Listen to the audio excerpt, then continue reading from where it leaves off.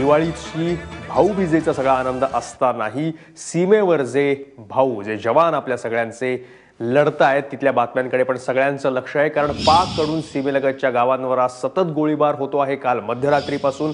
आणि आता त्याची दखल घेऊन दिल्लीमध्ये केंद्रीय गृहमंत्र्यांनी एक बैठक बोलावलेली आहे तातडीची। याच्यामध्ये संरक्षण मंत्री आहेत, NSA आहेत, अजित डोभाल, सगळी महत्त्वाची बैठक सुरू आहे। रीमा जावळे आपल्या प्रतिनिधी आपल्या सोबत आहेत। रीमा, या बैठकीतून काही महत्त्वाचा निर्णय अपेक्षित आहे का? आपल्याला जसं माहिती आहे की गेल्या काही दिवसांपासून दिवाळीच्या पहिल्या दिवशीपासूनच त्याच्याही पूर्वीपासून पाकव्याप्त काश्मीरमधून जम्मू काश्मीरमधल्या अनेक ठिकाणांवर सातत्याने गोळीबार होता, ज्यात आपले जवानही शहीद झाले। आज मात्र काल रात्रीपासून झालेल्या फायरिंगमध्ये सांबा सेक्टरमधल्या भागात एकूण 8 लोकांचा सिव्हिलियन्सचा म्हणजे सामान्य नागरिक आहे त्यांचा बळी गेला आहे।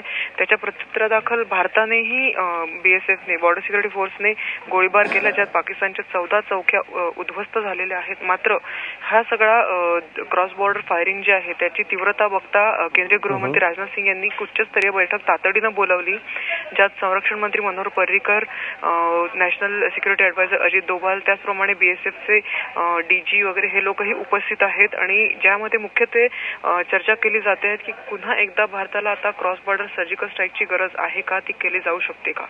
महेश, धन्यवाद रीमा, तुम्ही नजर ठेवून राहा या बैठकीवर, कारण या बैठकीमध्ये काही महत्त्वाचा निर्णय अपेक्षित आहे। कारण सकाळपासून किंवा काल मध्यरात्रीपासून क्रॉस बॉर्डर फायरिंग सतत सुरू आहे आणि सर्जिकल स्ट्राईक नंतर सुद्धा पाकिस्तानचं शेपूट जणू वाकडं ते वाकडं अशीच परिस्थिती आहे। दिल्लीमध्ये एक महत्त्वाची बैठक जी सुरू होती केंद्रीय गृहमंत्री राजनाथ सिंग यांनी बोलवली होती, संरक्षण मंत्री मनोहर पर्रिकर त्यात होते, राष्ट्रीय सुरक्षा सल्लागार अजित डोभाल त्याच्यामध्ये होते, लष्कराचे अनेक वरिष्ठ अधिकारी होते। जी क्रॉस फायरिंग सुरू आहे भारत पाकिस्तान सीमेवर त्या संदर्भातली बैठक होती, ती बैठक आता संपली आहे अशी माहिती मिळते आहे। रीमा जावळे आपल्या प्रतिनिधी आपल्या सोबत आहेत। रीमा, या बैठकीकडे सगळ्यांचं लक्ष लागलेलं होतं, कारण अजूनही अशा प्रकारच्या गोष्टी सीमेवर घडत आहेत। काही महत्त्वाचा निर्णय या बैठकीमधनं अपेक्षित होता? महेश, आपल्या माहितीप्रमाणे केंद्रीय गृहमंत्री राजनाथ सिंग यांच्या घरी झालेल्या बैठकीत NSA आणि BSFचे सर्व उच्च अधिकारी उपस्थित होते। त्या बैठकीतले जे प्रमुख मुद्दे चर्चेला आले ते म्हणजे बॉर्डरवर आपल्या भारत पाकिस्तान सीमेवर मोठ्या प्रमाणावर फौजा तैनात केल्या जाव्यात, बॉर्डर परिसरातल्या म्हणजे सीमा परिसरातले जे गाव आहे, विलेजेस आहेत, गाव आहे, त्यांना ताबडतोब रिकामे केले जावे, ज्यामुळे जे आता काही प्रमाणात सामान्य माणसांची जीवितहानी होते आहे त्याच्यातही कमी येईल।